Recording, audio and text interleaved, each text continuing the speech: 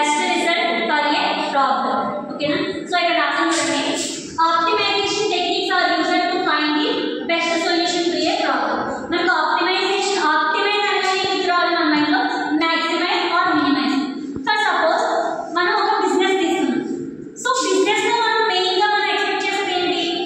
Profit ని maximize చేయడమే కదా, అంటే ఇంక్రీజ్ చేయడానికి ఏమన్నా maximize అన్నారు. సో maximize చేయడం ఈ సినారియో పక్కన పెడితే మినిమైజ్ మరి ఏముంటుంది ఎగ్జాంపుల్ ఏంటమ్మా చెప్పండి.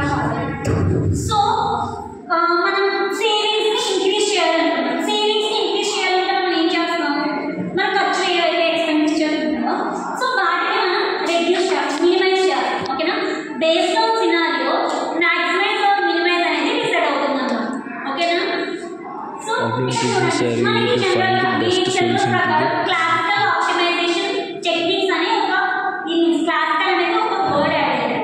క్లాసికల్ అంటే ఏంటి ఒకసారి చూడండి. Classical optimization techniques are analytical methods that use differential calculus to find the best solutions of their problem.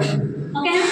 So A problem అయితే మనం డిఫరెన్షియేషన్ క్యాలిక్యులస్ యూజ్ చేసి మన సొల్యూషన్ ని ఫైండ్ అవుట్ చేస్తామో ఆ టైప్ ఆఫ్ ప్రాబ్లమ్స్ ఏమన్నా ఇలా ఆ టైప్ ఆఫ్ టెక్నిక్స్ ఏమన్నా క్లాసికల్ ఆప్టిమైజేషన్ టెక్నిక్స్. క్లాసికల్ అనేటువంటి ఇలా డిఫరెన్షియేషన్ క్యాలిక్యులస్ యూజ్ చేసి మనం ఒక ప్రాబ్లమ్ కి సొల్యూషన్ ఫైండ్ అవుట్ చేస్తున్నాం.